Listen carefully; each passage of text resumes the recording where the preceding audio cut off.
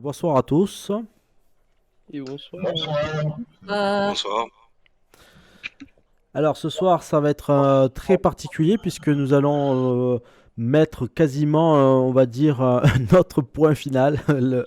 Je sais pas combien de points finaux on a mis, points finaux du coup, on a mis à ce projet. Bon, ben, ça fait depuis 6 ans qu'on travaille sur le jeu de rôle Visum. Et malgré tout ce temps, ben, bien évidemment, c'est compliqué de se dire ça y est, c'est fini, on arrête là. Il y a toujours des petits réajustements, il y a toujours des petits éléments à revoir. Et ce soir, le but, c'est de justement d'aller un peu dans les détails et voir ce qui va et ce qui va pas.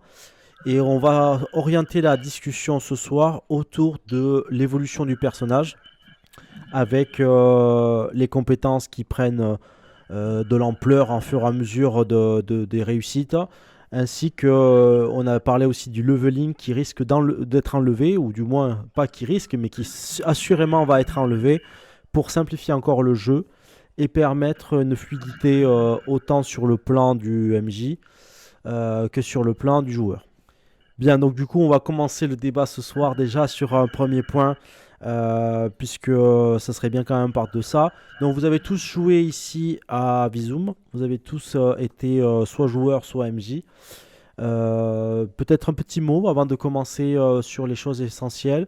Peut-être, on va commencer peut-être par Axel. Qu'est-ce que, par rapport à toute l'expérience qu'on a fait depuis tout ce temps où on a travaillé ensemble depuis 2018, petit quelque chose peut-être que tu voudrais mettre en avant ce soir?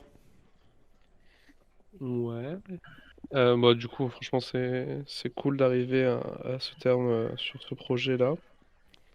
Ça fait du bien, on est quand même hyper fiers et on vous remercie d'ailleurs aussi de nous avoir aidés à aller jusque-là. Parce que là, on pense vraiment on peut avoir un truc vraiment carré et qui peut plaire à beaucoup de gens. Donc voilà, je dirais le mot du jour, c'est la fierté, quoi. Le mot du jour, c'est la fierté. Très bien. Superbe. David, qui a participé au JDR depuis un petit moment aussi. Tu veux que je le dise? Bah, peut-être que justement, en Visum, il y a rien à dire, mais c'est tellement bien, voilà, je sais pas. Enfin, en tout cas, peut-être. Il y a rien à dire, voilà, rien à rajouter, mais, c'est super, merci. Voilà. Bon, super. Hélène, Oui. qu'est-ce que toi tu pourrais ajouter ce soir déjà avant de commencer cette soirée de discussion, de débat? Bah, écoute, je vais te donner une réponse de Normand, hein, comme d'habitude. Je m'amuse bien quand je joue à Visum, et puis voilà, hein, j'ai rien à dire d'autre. Ok, très bien, bah, c'est superbe déjà. Gerson, Eh bien, comment dire, en soi, on a vu quand même le JDR progresser de ses débuts à maintenant. Il y a eu pas mal de progrès, comme pas mal de changements. Si je dois en citer un, le prix du matos qui a augmenté. le prix du matos. Et salut Alexiane qui vient de nous rejoindre. Salut! Et coucou! Salut. Ah oui, donc du coup, oui, en effet, il y a des fois, il y a des mises à jour qui sont intéressantes pour les joueurs parce qu'ils se disent, bah c'est cool, j'y ai gagné. Et puis, oui, là, Gerson a eu la petite surprise de voir que, eh oui, les drones étaient trop peu chers. C'était trop accessible. Et comme ils sont quand même assez intéressants dans l'univers de Visum, on avait décidé de les monter en prix, notamment en crédit, puisque dans l'Union des corporations planétaires, c'est là où on utilise beaucoup de drones. Donc les drones sont montés un petit peu en puissance et en même temps, Et en flèche, ouais. contrepartie, le prix, les prix de la corporation, on ne sait pas ce qui s'est passé, il y a l'inflation, voilà, c'est comme ça. C'est ça l'inflation. Et ouais, Et du coup, après, il y a eu quand même pas mal d'intrigues, de planètes qu'on a découvert. Le lore un peu qui était sympa. ouais, La piraterie aussi, c'est sympa. tout à fait. La piraterie avec la campagne, ouais. C'est ça. Et puis nos petites rencontres avec les corporations aussi, le gouvernement. Oui, quand vous êtes allé sur Onaria notamment, vous avez eu une belle rencontre aussi. Mhm. Hmm. C'était bien expéditif. régalé. Ouais.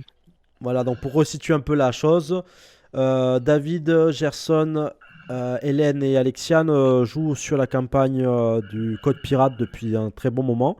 Et il s'est passé plein de choses. Et c'est vrai que ça a permis justement de voyager sur des planètes, moi que j'aime beaucoup, qu'on a créé entre-temps avec l'évolution de Bizum.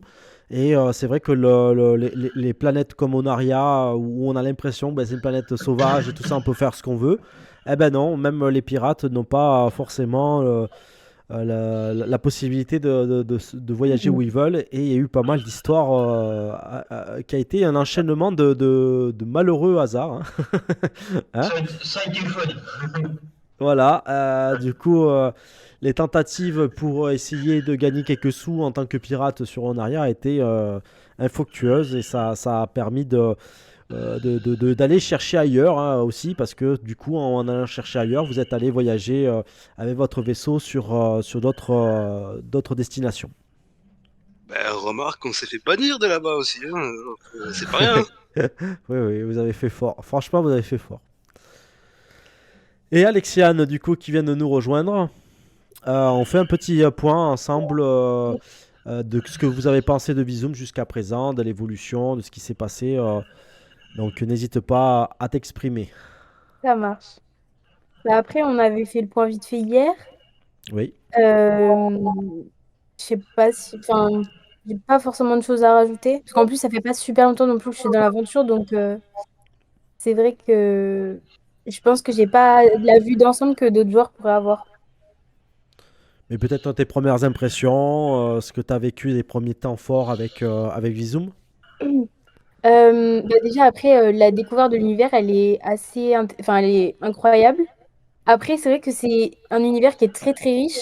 Donc, il faut arriver à se familiariser bon, déjà avec le fonctionnement du JDR et le fonctionnement de l'univers en lui-même. Mais c'est un univers où vraiment on peut s'épanouir, on peut créer des personnages enfin, qui nous ressemblent ou des personnages qu'on aimerait incarner peut-être dans la vie de tous les jours ou autre. Et ça, je trouve que c'est quelque chose qui est vraiment génial. Voilà. Bah, ça c'est super. Voilà. Bon, on peut pas demander l'avis malheureusement de Julien parce que son micro ne marche pas sur Discord. Mais du coup, Julien a participé, il faut le savoir, hein, et, je tiens à le dire, il a participé au premier test du JDR Bizum. C'était un de nos premiers joueurs et il nous a fait une série de réussites critiques à cette époque qui a donné naissance à un petit élément qu'on appelle maintenant faire une phyto. Donc il est célèbre, notre cher Julien. Il a marqué l'histoire du JDR Bizum. On a même écrit un petit écriteau que vous pouvez voir ici. Donc faire une phyto, on garde à mémoire la première partie. En effet, en cours de celle-ci, un joueur a enchaîné les réussites critiques alors que les jets étaient annoncés comme impossibles par le MJ Axel Sarrazin. Le joueur en question jouait le personnage Phyto du scénario Découverte Naria. Sa chance légendaire reste dans notre esprit et c'est pour cela que nous avons décidé de garder cette expression faire une phyto. À chaque fois qu'un joueur a beaucoup de chance au dé, on dit donc qu'il nous fait une phyto. Voilà. Donc voilà, Julien a marqué le monde du jeu de rôle Bizum. Et si vous réussissez beaucoup dans Bizum, on pourra se faire plaisir en disant j'ai fait une phyto. Voilà.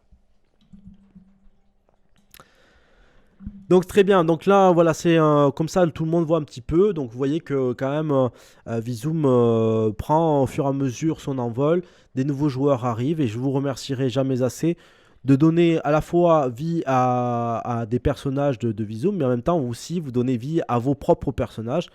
Et c'est ce que j'aime aussi, c'est de voir que des personnages pourraient peut-être potentiellement évoluer même dans l'histoire officielle de Bizum, parce que certains personnages sont tellement intéressants que ça pourrait être aussi gardé.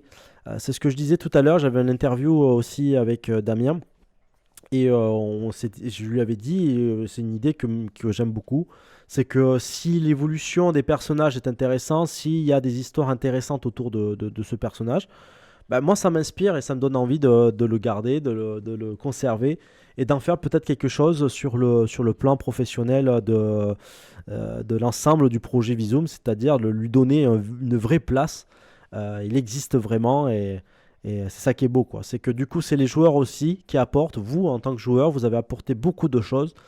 Et c'est pour ça que ce soir, je voulais faire aussi un petit point avec vous pour qu'on continue dans cet élan, pour qu'on nettoie encore quelques mécaniques du jeu de rôle Visum et qu'on se dise peut-être que, à chaque fois on va le faire, qu'on a mis un point final. Voilà, donc du coup, n'hésitez pas à réagir à tout moment, hein, c'est pas un monologue. Quoi qu'il en soit, on va faire assez vite, comme je disais tout à l'heure avant qu'Alexiane arrive. L'objectif, c'est de faire ça en très peu de temps pour qu'on revoie un petit peu tout ce grand document de livre des règles, qui n'est pas le kit d'initiation pour le coup, je tiens à le préciser, parce que dans le kit d'initiation, nous n'avons pas prévu une évolution des personnages. Nous avons voulu faire en sorte que les règles soient plus simplifiées, justement pour découvrir le monde du jeu de rôle, Visum notamment, et d'avoir quelques petits préambules des règles, mais sans pour autant avoir toutes les règles qui est liées à la création des personnages ou des choses comme ça, pour que finalement vous n'ayez que l'essentiel pour jouer le scénario découverte et l'essentiel pour ne pas trop surcharger les gens qui ont envie de juste découvrir tranquillement le jeu de rôle. Donc ça s'adresse autant à des gens qui s'intéresseraient à Visum, mais aussi à des personnes qui s'intéresseraient à du jeu de rôle pour débuter. Donc là, on est vraiment sur le livre officiel. Et ce livre officiel, celui qui va être un peu la base du jeu de rôle Visum, eh bien lui, par contre, il stipulait que le personnage, quand il évoluait, il avait un level, il avait un niveau. Il avait aussi un système d'évolution de compétences et d'attributs qui était lié forcément au niveau aussi. Donc du coup, on a évoqué hier soir, on a fait une réunion avec les joueurs et on a vu que en effet, l'évolution n'était pas très fluide et que du coup, le système de niveau ne fonctionnait pas. Donc, vu qu'on a tous été plus ou moins là au débat à part Gerson, on va demander à Gerson qu'est-ce qu'il en pense de ce système de niveau. Alors, moi, ce que j'en pensais, c'est que, en fait, en soi, on a fait beaucoup de parties, et que, mine de rien, on n'a pas eu vraiment d'évolution flagrante. On a juste, à la limite, gagné quelques stats par-ci par-là, mais ça s'est arrêté là. Voilà, donc du coup, ça c'est ce qu'on avait vu aussi hier ensemble. Ça manquait un petit peu d'évolution sur le plan de la construction du personnage. Il y avait pas de montée, il n'y avait pas ce sentiment que ça évoluait. Donc bon, on en a parlé un petit peu avec Axel aussi tout à l'heure. Mm. Et du coup, on est parti sur l'idée que oui, les idées là, enfin du moins Axel a confirmé que certaines idées étaient très bonnes. Et que du coup, le leveling, en effet, il faudra probablement l'enlever. Donc là, c'est simple. Hop, si je mets niveau du personnage, hop, niveau du personnage, c'est la page 46. Hop, je mets ici en même temps. Eh bien, avant, il y avait tout ceci. Alors, le truc, c'est que il faut que je gère à la fois le Discord et l'écran. Donc ici, on avait un système qui permettait de faire évoluer le personnage jusqu'au niveau 10. On avait dit que pour commencer, ça aurait été intéressant d'avoir un système de niveau 10. Il faut savoir que du coup, l'évolution, on avait plus ou moins défini que si on n'évolue pas avec les niveaux, les compétences permettraient quand même de faire évoluer un petit peu les attributs. Et l'idée qui a été évoquée, c'est que si vous avez 3 compétences du même attribut, c'est-à-dire que par exemple, je vais vous montrer ça peut-être avec une fiche personnage, ça sera plus simple. Hop. Alors, on va aller voir les fiches personnages qui est dans les scénarios. Voilà. Herboulaise, Il y a quoi? c'est mon chat qui fait des bêtises. Ah, d'accord. Ok. Les bêtises du chat. Eh ben, Ouais, dis donc. c'est un chat. Bah oui, Ah ouais. il fait des petites Ah, c'est un chaparderies, quoi. Ouais, pendant ce temps, je m'en autre Voilà. chose. Donc là, par exemple, on a un personnage comme Jalvatarae du scénario Découverte Onaria. Eh bien, vous voyez que le mental a des compétences liées en dessous avec logique, médecine, intuition, ingénierie, sciences, informatique et art. Eh bien, l'idée, c'est que pour monter l'attribut, comme on n'a plus de niveau, eh bien, l'objectif, ce serait, voilà, hop, je vais le mettre comme ça. L'objectif, ça serait de faire en sorte que, eh bien, s'il y a 3 compétences parmi les 7, si je compte bien, 1, 2, 3, 4, 5, 6, 7, c'est ça. Si parmi les 7, il y en a 3 compétences qui ont monté, eh bien, dans ce cas-là, eh bien, on va pouvoir avoir 5 points supplémentaires à rajouter dans l'attribut correspondant. Donc là, pour le coup, dans cet exemple, ce serait le mental. Voilà. Donc du coup, je ne sais pas ce qu'il y arrive maintenant. Il n'a plus envie de montrer le personnage. Mais vous avez compris un peu l'idée. L'idée, c'est que toute cette partie-là de récompense, hop, je remets ici.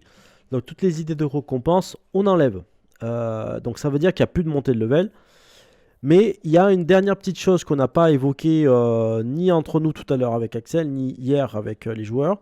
C'est comment on ferait pour gagner des points de vigueur.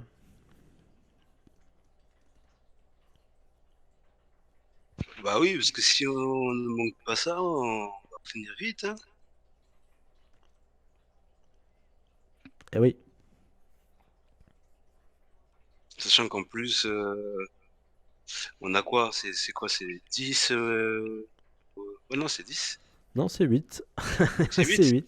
Voilà, c'est Ouais. 8, ça part vite, ça, 8, hein. Après, je crois que parce que toi, tu jouais un maquinariste, et en tant que maquinariste, tu avais un blindage qui était un peu plus conséquent. Mais sinon, les autres, ils ont 8.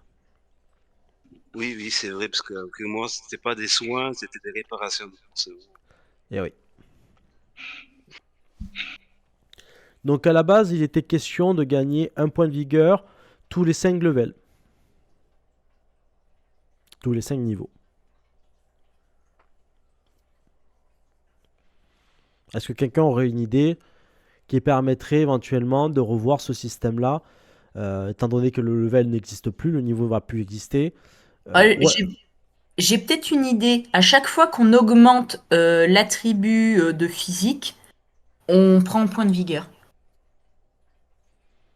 En plus de mettre 5 points en physique, on gagne un point de vigueur. Ce serait un peu pété quand même. Du coup, tu monterais essentiellement les compétences en physique. Moi, perso, je penserais plus pour un espèce d'implant intégré. D'implant intégré qu'en fait, en l'améliorant, ça augmenterait les points de vigueur. Donc, du coup, ce serait plus à coup de crédit que tu l'augmenterais que autre chose. Donc un système d'implant comme le transhumanisme, quoi. Hmm. Alors, il faut L'idée, savoir ouais, que c'est ça. dans les extensions futures, on avait imaginé qu'on pourrait travailler sur des modules. Et c'est vrai que les modules, pour changer le corps, pourraient être très bien de la partie, ouais. Mais du coup, pas prévu dans les premières versions parce que ça demanderait beaucoup de travail. D'accord. Mais ça par contre, on le garde, ça oui. Le système des vigueurs en plus, bah oui, tu renforces ton corps. Donc techniquement, tu es censé avoir un peu plus de résistance. D'accord, bah, du coup. Mais de façon naturelle, ton personnage s'endurcit. Comment on pourrait faire? Ou est-ce que finalement, on n'a pas besoin de faire monter de vigueur, du coup? Bah, si on la monte pas, ça veut dire qu'en fait, il faudrait qu'elle soit équilibrée. C'est la même monde. Hmm. Mais du coup, le problème, c'est que même un gros boss, dans l'idée, ben, il sera aussi résistant que nous. Alors, les boss, souvent, ils ont beaucoup plus de points de vigueur que les joueurs, parce que ça permet Mhm. aussi de créer un peu de challenge. Mais c'est vrai que là, un niveau 10 contre une créature de niveau 10, ça va être compliqué, ouais. Ah bah oui, c'est ça aussi.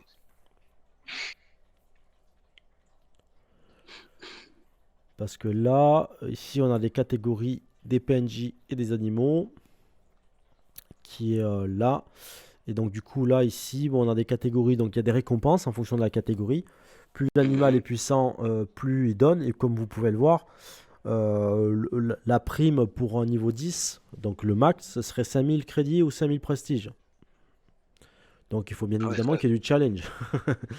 Bah, du coup, tu pourrais faire ça via des quêtes, en fait. Donc, tu ferais des quêtes, tu gagnerais des points de vigueur. une quête spécifique, tu vois, c'est pas une quête qu'on ferait au quotidien. Genre une expédition qu'on ferait, et si on la réussit, on gagnerait un point de vigueur. Sachant que Ça peut être sous ce serait forme le MJ qui d'artefact. choisirait de les mettre ou pas. Ouais, c'est dans ce délai un truc un peu un artefact consommable. Et pourquoi pas qu'il est donné une fois de temps en temps par le MJ. Oui, voilà, c'est l'MJ qui gère ça. On fait l'expédition. Si on y arrive à gérer, on a l'artefact, sachant qu'en plus, il peut le faire en quantité limitée, ce qui fait qu'en fait, il faudra la gérer et pas forcément la donner à tout le monde. Ok. Après, je sais pas si ça peut être en lien, mais hier on parlait du fait que les campagnes devraient être davantage chapitrées. Peut-être qu'à chaque fois qu'on arrive à un chapitre enfin, de la campagne, on pourrait récupérer des points de vigueur. Non, Est-ce les que c'est points de une vigueur, vraie que je dis? c'est plus en gagner plus. Ouais, enfin voilà, enfin pas, tu vois, mais vous pourrez essayer de trouver un système qui se fait à chaque fois qu'on arrive à une étape réalisée, tu vois. Ah oui. Ouais, donc du coup, ce serait l'MJ qui déterminerait qui aurait des chapitres. Tu finis le chapitre, tu gagnes un peu en galon, quoi. Ouais. Bah, ce serait Je sais pas logique, si parce qu'en fait, on va vivre des trucs assez compliqués et ça va nous faire grandir. Ouais. Puis Qu'est-ce tu que vois, t'as... selon le scénario, ça pourrait aussi aider les personnages à s'améliorer et à gagner en force ou autre. Enfin, tu vois ce que je veux dire? Hmm. Qu'est-ce que t'en penses, Axel? Ouais, ouais, ça peut. C'est vrai que ça peut être sympa comme ça, soit sous forme de chapitre, soit sous forme de récompense à un moment donné. Mais l'idée en tout cas que ça dépende plus d'un niveau, et que ce soit donné ou trouvé, Ouais. potentiellement, ça peut être intéressant, ouais. Tu vois, ça peut être par exemple la clé à un moment donné pour débloquer justement le chapitre suivant et qu'en fait on reste pas en train de stagner à un moment parce qu'en fait on n'a pas suffisamment de vigueur pour avancer dans l'histoire, quoi. Alors, ok, Je sais donc pas comment on pourrait le réfléchir, mais on va essayer de faire un petit rapport déjà parce que ça commence à être de plus en plus complexe. ouais. Donc, du coup, vigueur, euh, hop, évolution possible avec la fin d'un chapitre ou, ou avec des objets, des artefacts. Des artefacts. Bon, alors, en sachant que les artefacts, bien évidemment, il y en a dans le monde de Visum, puisque il y a une race ancestrale comme. J'aime bien utiliser ce terme ancestral comme les Vlest. Bon, ben, les Vlest ont créé. Ont probablement visité tous les mondes connus et reconnus de la galaxie Visum. Et pour le coup, ils auraient pu très bien laisser des choses, ouais. Mm. Maintenant, il faut savoir que dans le monde de Visum, il n'y a pas que des scénarios qui vont tourner autour du voyage dans l'espace. Ouais. Donc c'est pour ça que peut-être l'histoire du chapitre peut être bien. Mais ça veut dire que c'est au bon vouloir du MJ. Et c'est qu'au bout d'un moment, il faudra peut-être caper aussi. Parce que Ouais. s'ils montent, ils font 50 chapitres, c'est-à-dire s'ils jouent. Parce que techniquement, une campagne JDR n'a pas de fin définie. Mm. C'est souvent fait en fonction de ce qui se passe avec les joueurs. Si les joueurs veulent jouer 50 ans, ils vont avoir 50 points de vigueur, quoi. Ou Ouais. alors, on peut faire ça sous forme d'arène. Genre, il y aurait une planète où en fait, ils aiment bien les arènes, les compétitions, et tu aurais une compétition de vitesse, de force ou d'endurance. Ouais, mais Et ça, encore une fois, ça dépendrait vraiment du scénario et du MJ, quoi. est-ce que après, parce que tout à l'heure on parlait du fait d'avoir plusieurs réussites critiques. Bon là, ce serait vraiment très complexe. Mais admettons à un moment donné, genre, on est dans l'histoire et tout, donc on dit qu'à partir de certains chapitres et tout, on peut gagner en vigueur. Mais admettons à un moment donné dans l'histoire, il y a un personnage qui arrive à faire plein de réussites critiques. Est-ce Ouais. qu'on pourrait pas lui donner un point de lui donner des points de vigueur grâce à sa réussite critique? Sur le plan RP, je pense que c'est pas c'est pas trop justifié ou justifiable. Je pense que du coup, l'histoire des chapitres est intéressante, mais faudrait vraiment mettre derrière en tant que créateur. Il Mm. faudrait qu'on donne quelques éléments aux MJ qui vont jouer sans nous, hein, c'est-à-dire qu'ils vont avoir le livre entre les mains. Ouais. Il va falloir, au bout d'un moment, peut-être qu'on leur apporte une véritable Bible là pour leur dire voilà, c'est comme ça qu'on gagne des points de vigueur. Et si on fait un système de chapitres, ça veut dire que ça dépendra beaucoup du MJ. Donc ça veut dire aussi que si le MJ ne sait pas trop catégoriser les choses et ne sait pas mener un chapitre, ça va être compliqué. Parce que nous, Ouais, on saura le faire, mais peut-être que les autres ne sauront pas le faire. Ouais. je vois l'idée, parce qu'en fait, ça va juste compliquer le travail du MJ. Oui. Alors, L'autre solution, c'est de dire, ben, comme un humain, c'est un humain, il va pas changer, il va pas évoluer, c'est pas un Pokémon. Mm. Donc peut-être qu'il n'y a pas d'évolution de points de vigueur et on se focaliserait sur le talent uniquement, en sachant qu'il y a un talent particulier. Je crois que ça s'appelle bonne constitution, si je dis pas de bêtises. Ouais, t'avais Colosse, des trucs comme ça et tout, là. Voilà, donc on se baserait alors essentiellement sur les talents. Le personnage de la créature a plus en vigueur avec bonne constitution. Donc comme ça, ben, finalement, le talent aura encore plus de puissance puisque c'est le seul moyen de gagner des points de vigueur. Eh ben, ce serait d'avoir bonne constitution, par exemple. Ouais. Ça peut être mais rageant, je pense, Mais c'est... de pas pouvoir augmenter tes points de vie et du coup être bloqué toujours parce que si tu rencontres 3 ou 4 boss à la suite. Hmm. c'est ça l'idée, quoi. En fait, d'un point de vue roleplay, ça se justifie complètement. Mais c'est vrai que d'un point de vue gameplay, c'est un peu. Ça peut être frustrant, je pense. Mais du coup, en fait, les talents, ils ont des niveaux ou... Eh bien, voilà. Donc, du coup, bah oui, c'est vrai que Gerson, du coup, il n'était pas là hier pour ça. Donc, les talents avant étaient niveau 1, 5 et 10. Et maintenant, vu qu'il n'y a plus de niveau, on est parti tout à l'heure avec Axel pour dire qu'on partirait sur talent de base. Donc, on ne peut prendre que des talents de base quand on commence, techniquement. Et après, plus tard, on a les talents avancés qui sont un peu plus puissants. Et les talents experts qui, eux, demanderaient des prérequis assez costauds. En sachant que pour l'instant, on n'en a construit que 5. Donc, il n'y en a pas beaucoup. Et vous voyez aussi que sur les attributs requis, il faut 80 quand même, hein. Ah ouais, Ouais. Donc, je pense que si on travaille comme le Majestis, il faut réfléchir comme ça. Dans le Majestis, on a créé une sorte d'équilibre. Chaque type de carte a 5, par exemple, cartes. Donc chaque type de carte a 5 cartes qui les représentent. Ici, on voit bien qu'il y a un problème, c'est que les talents experts ne vont pas prendre tous les talents, enfin ne prennent pas toutes les compétences en compte. Donc il faudra probablement créer des nouveaux talents aussi pour vraiment faire en sorte que quelqu'un qui veut vraiment se maxer autour de la mécanique, il a son talent expert de la mécanique. Comme un ultime en fait, un petit peu, si vous jouez à des jeux comme les MOBA ou autres. En gros, il faudrait qu'on crée un talent par compétence pour équilibrer le jeu.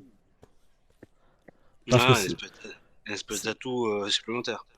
Ouais, c'est un atout, mais par contre, c'est un atout que tu peux avoir qu'à un certain niveau de ton personnage. Ça veut dire que la campagne, tu l'as bien amorcée, tu l'as bien fait évoluer, et il faudrait avoir minimum 80 requis pour chaque fois pour avoir un talent expert. D'accord. Autant te dire qu'un personnage de début, quand il commence, c'est 70 max, donc il ne pourra pas atteindre rapidement le talent expert. Je vois. Du coup, on partirait sur ça. Pour les talents, oui. Enfin, pour moi, ça me plaît bien. Qu'est-ce que vous en pensez? Mhm. Bah, en soi, Ouais. si l'atout majeur, il en vaut la peine, ouais. C'est oui. Bah là, par exemple, on a Colosse. La créature inflige plus 5 dégâts à chaque fois qu'elle touche une cible et a plus 1 pénétration pour toutes ses attaques. Ah bah oui, j'avoue, c'est pas mal. C'est énorme. Sachant que déjà, tu prends mon sniper, il faisait 4 dégâts, une peinée. Alors si t'as 5 dégâts en plus Et une PN en plus, ouais, j'avoue, c'est pas mal. Et voilà. Ça a tendance à taper fort. Après, tu as sens des priorités. Lors d'un combat, le personnage inflige plus 2 dégâts à une cible qu'il a déjà engagée au tour précédent. Quand le personnage prend une décision qui touche au groupe, il a un bonus de 15 autorité et 15 séduction. Donc c'est énorme aussi. Bah, que c'est des atouts, voilà, c'est des atouts finaux, quoi. Donc forcément, faut que ça Oui, reste quelque chose. voilà. Sachant qu'en plus, il y a moyen qu'il y ait d'autres qui pop, ouais. Sachant qu'il y a Mastodonte aussi, le personnage ou Ouais, la créature a plus 30% en rodie au supérieur de vigueur max supplémentaire. Donc si je prends moi, ça fait 3 vigueurs en plus. Si je prends les autres, ça fait 2 et quelques. attention, hein, il y a écrit toutes et créatures. Donc techniquement, ce talent-là, il faudra le revoir, mais ça ne marcherait pas sur les machines. Ah, Ou alors, dommage. il faudrait mettre toutes et machines et créatures. Bah non, parce que moi je suis une machine, donc je peux pas devenir un mastodonte juste par la volonté. Oui, aussi. De toute façon, sur cette partie-là, il faut la revoir absolument. Parce qu'il manque beaucoup de talent, comme j'ai dit. Si on part sur le principe qu'il faut un ultime pour chaque compétence, on est obligé de créer au moins 14, 21 compétences, donc 21 talents, pour représenter quand même ce truc-là. Après, dans l'idéal, il en faudrait 2 par compétence, mais on pourrait très bien sortir le jeu avec déjà une compétence ultime par compétence, et par la suite proposer de Sortir des nouveaux talents variations. et sortir des Ouais, voilà. variations. Ouais. Voilà, sortir des variations qui pourraient changer un peu la manière de jouer. Voilà, c'est ça. Vraiment, ça c'est une bonne idée. Ok. Donc du coup, je vais noter tout ça. Donc les vigueurs, et on n'a toujours pas trouvé l'idée. Mais en attendant, je vais quand même mettre que dans les talents, il faut créer. Il serait bien de créer une compétence, un talent par compétence. D'accord. Un talent expert.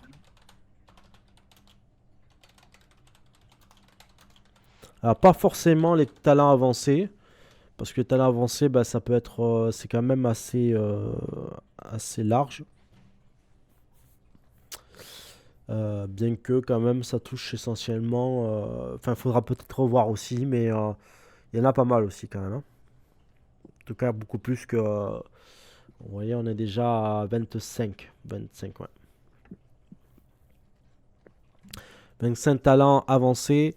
Sur les talents de base, là par contre, le truc explose. Hein. On est sur 118. Oui, voilà. À la limite, on pourrait se baser sur les compétences de base. Oui, c'est ça. Oui, on va pas. Exclusivement sur les compétences de base, qu'ils auraient une ultime. Sachant que celles-ci, on les a au début. Oui, Donc là, celle-là. ça pourrait revoir la manière dont tu choisis tes compétences. Oui, tout à fait. Ouais. Sachant que celles avancées, en fait, vont juste compléter le reste, ou si on veut se spécialiser, quoi. C'est ça. Alors que les experts, talent expert, ça peut être soit un talent où vraiment, bon, de toute façon, techniquement, on pourra en avoir qu'un seul dans une partie quasiment, parce que ça coûte très très cher à avoir. On peut très bien aussi imaginer que le MJ va forcer le joueur à faire beaucoup d'étapes avant d'avoir ce talent-là, ou alors le justifier par tous ses mérites, tous ces éléments qu'il pourra apporter sur la table en fonction des batailles, en fonction de ses décisions, en fonction de ce qui s'est passé. Mais on pourra pas avoir un talent expert comme ça, hein, c'est pas possible. Non, ouais, ce serait plus une maîtrise, quoi. C'est vraiment la projet de Ouais, l'apogée de ton personnage. Nous, on a vraiment réfléchi à ça. Ça, c'est beaucoup d'idées d'Axel notamment, où même pour monter au max du max sa compétence, ça, c'est vrai qu'on n'en a pas trop parlé. Eh bien, pour monter au max du max, il faut passer par tout un rite d'évolution et un rite assez complexe. Donc, pour faire évoluer les compétences au niveau maître, le joueur doit également être un proche du personnage qui sert de maître et le convaincre d'être pris en tant qu'apprenti. Le temps de formation dure en moyenne 14 choris, donc c'est notre unité de mesure dans Visum, mais ne coûte rien. En général, un maître peut imposer un rite de passage ou donner une grande quête pour que le joueur puisse finaliser son apprentissage et faire évoluer une compétence au niveau maître. Donc à la fin de la formation, la compétence passe au niveau maître, soit à 95. De ce fait, les échecs critiques deviennent des échecs normaux. On peut D'accord, pas, ouais, on c'est peut, pas mal. on peut pas échouer de façon critique. Bah, quand on maîtrise quelque chose, oui, juste rater et c'est tout. Voilà. Mais voilà, devenir maître est exceptionnel. Les joueurs doivent vraiment mériter leur niveau maître avec une compétence. C'est rare, voire même exceptionnel, de réussir à atteindre ce niveau. Donc je vous souhaite bonne chance.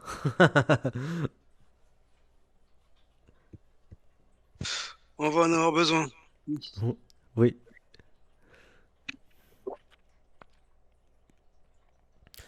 Ok, on revient un petit peu sur la vigueur. Ouais. Donc pour l'instant, la vigueur, on en a 8 par défaut, et donc on peut encaisser 8 dégâts. Si un personnage atteint 0, il est considéré comme inconscient. Donc je rappelle qu'on ne meurt pas de suite. Et que si le personnage reçoit encore 5 dégâts, soit moins 5 vigueur, là il est considéré comme mort.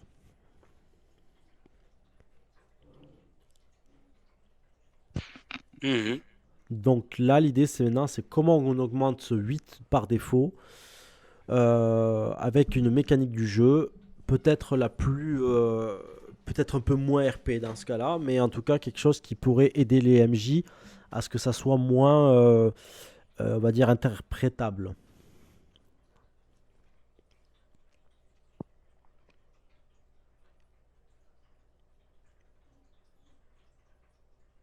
David, le son remarche depuis ou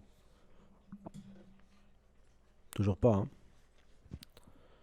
Ah. Euh, du coup, ça va, on va voir, parce qu'en fait, on a vu qu'on n'a plus les niveaux, les événements, tout ça, ça passe pas par rapport à MJ. Les objets aussi, c'est par rapport au MJ. Mhm. Euh, Bah, le seul truc qu'on pourrait faire, ce serait via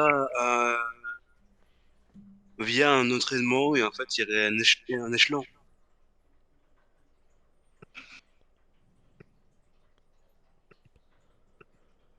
Donc du coup, il y aura un entraînement spécial ou pour monter quoi. Oui, un entraînement spécial pour monter.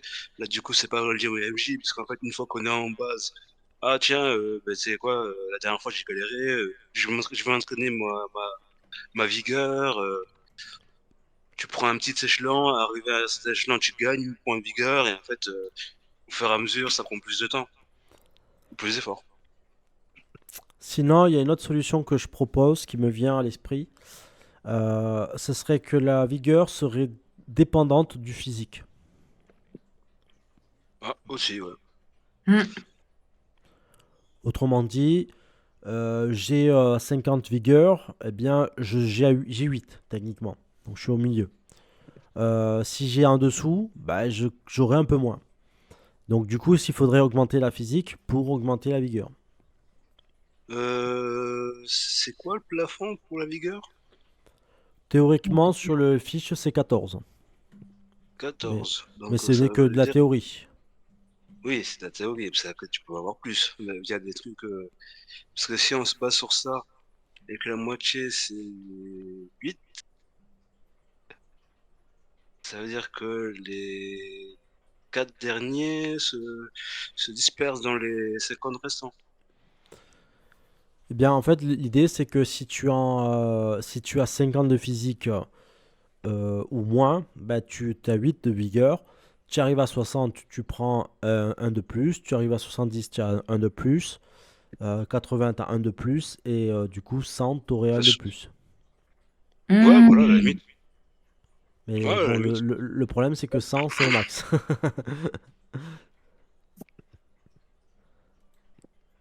Et ça ferait pas beaucoup d'évolution non plus, hein. Mais Ouais. ça fait déjà quand même entre, bah, si on a 56, 60, donc 1, 70, 2, 83, 90, 4. Et techniquement, bah, si on arrive à 100 en physique, je sais pas, Axel, techniquement, on pourrait pas arriver à 100, non? Pas dans l'idée, non, hein. Bah, on peut bloquer à 95 comme les compétences, tu vois. Ouais, ok. Bah Mais oui, Après, ça, dans l'idée. oui, parce que en fait, j'allais dire rien n'empêche de dépasser, mais en fait, du moment que tu vas faire des jets de dés, Bah oui, c'est-à-dire que tu c'est peux les bien. rater en fait. Donc on peut bloquer à 95, ouais. Ouais, Ça veut dire que techniquement, à partir de 50, on aurait 4 points de vigueur supplémentaires. Ce qui fait que du coup, on serait à 12. Plus 2-3 talents, on serait probablement jusqu'à 14. Donc on arriverait à la théorie de base. Mhm.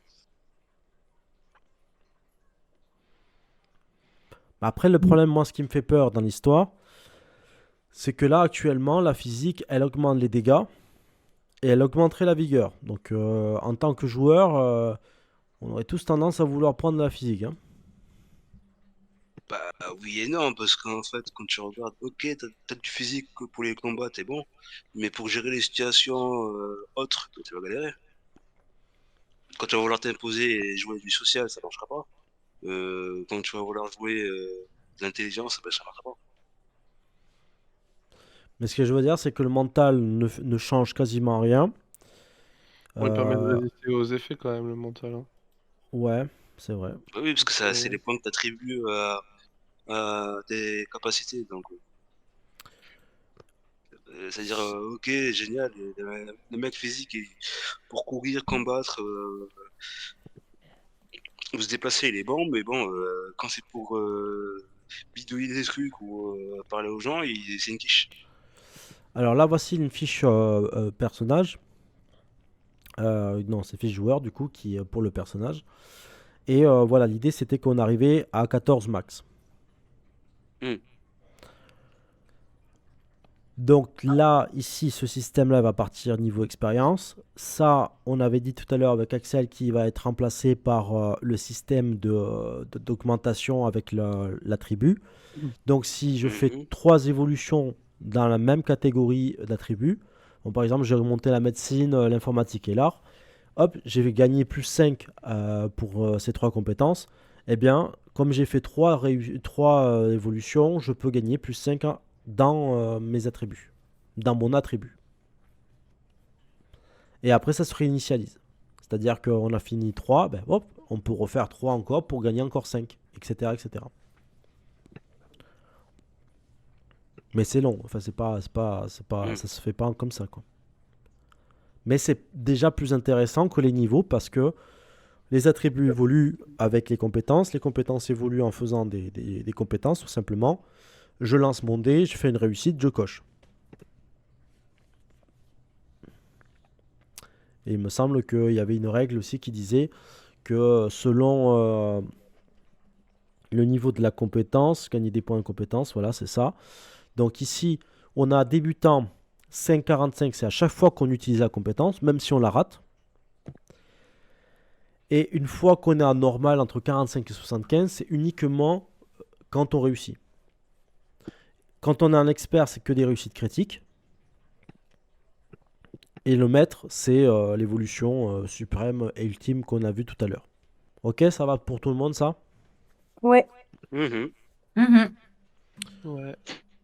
N'hésitez pas à me lire aussi les messages qui passent parce que je viens de voir que Julien avait mis un petit truc, un système de repos supplémentaire.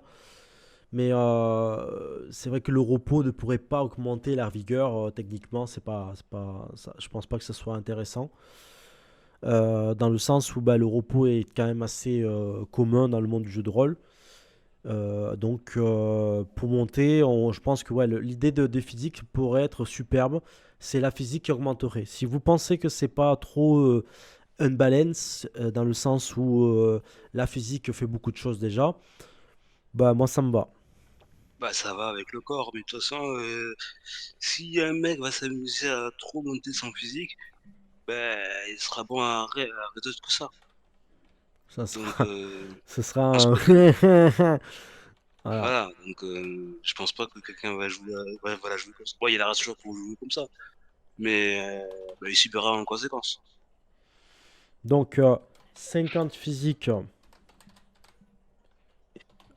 est égal à du coup à 8 vigueur max. Et, et au-delà, toutes les dizaines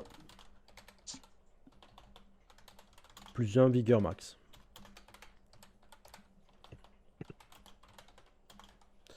Ok. Donc 50, 50 inférieur ou Je égal. reviens. Ouais. À tout. Donc inférieur ou égal à 50 physique, tu as 8 vigueur max. Et au-delà, toutes les dizaines plus 1 vigueur max. Voilà.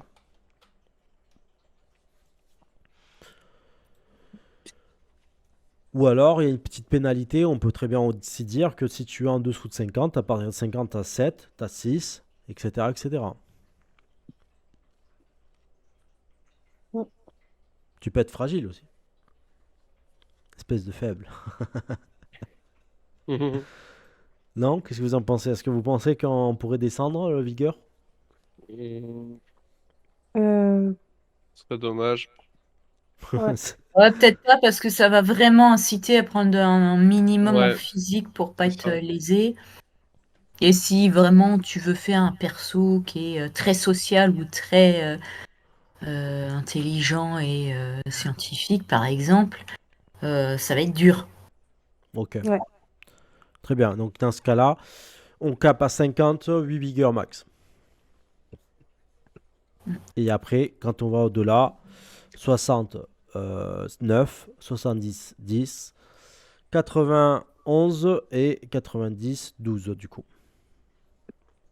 Mm. Très bien. Donc les talents, on a vu les talents experts, etc. par compétence.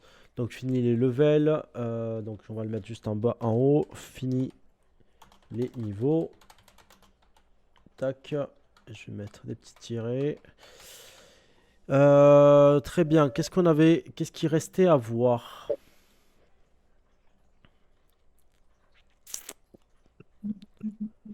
Puisqu'on a vu l'ensemble des choses déjà par rapport à l'évolution. Donc le niveau des personnages, il faudra supprimer tout ça. Tout ça, il faudra le supprimer. Et je crois qu'on a vachement été efficace parce que je crois qu'on a fait plus ou moins le tour déjà des gros trucs. Oh, pas mal. Ouais, on a été vachement efficace. Est-ce qu'il y a autre chose qui vous revient à l'esprit par rapport à ce qu'on a dit hier? Non, on a fait à peu près le tour, je crois. Mm. Ouais, je crois qu'en putain, on a été vraiment, vraiment, vraiment efficace, hein. Oui. Parce que oui, c'était le level, et forcément le level impliquait toutes les évolutions naturelles, c'est-à-dire qu'avant il y avait la vigueur, les attributs, les compétences. Donc maintenant les compétences, on a vu comment elles évoluaient, les attributs, on a vu comment elles évoluaient, la vigueur aussi.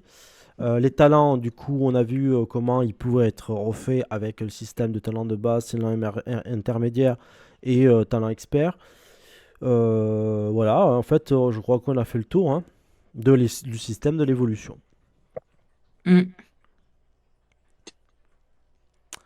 Ok, bah c'est super. Est-ce qu'il y a quelque chose que vous voulez rajouter déjà sur tout ça?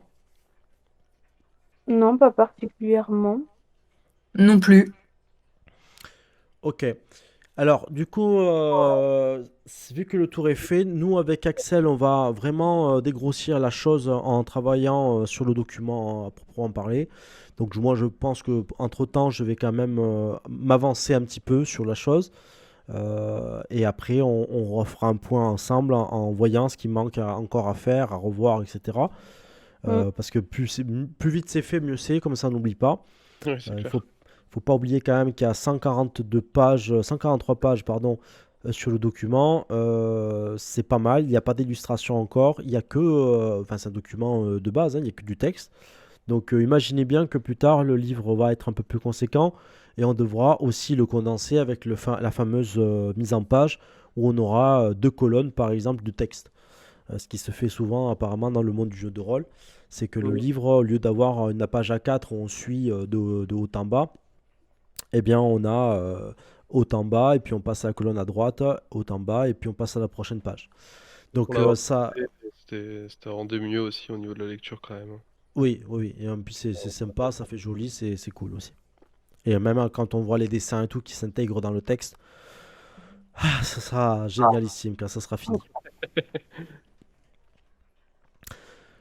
Ok, ok. Donc, quand même du gros travail autour des talents, hein. Là, par contre, là, on est loin d'avoir fini apparemment sur ça.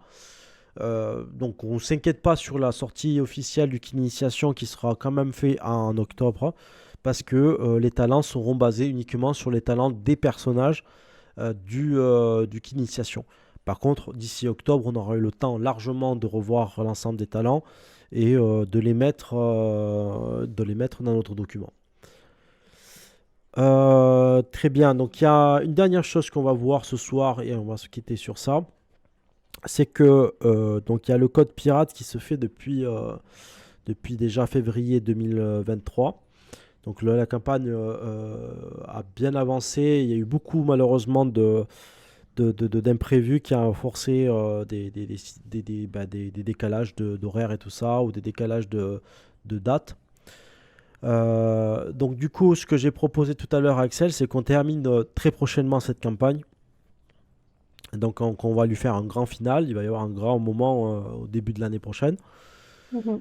Et après ça, donc on partira sur une nouvelle campagne.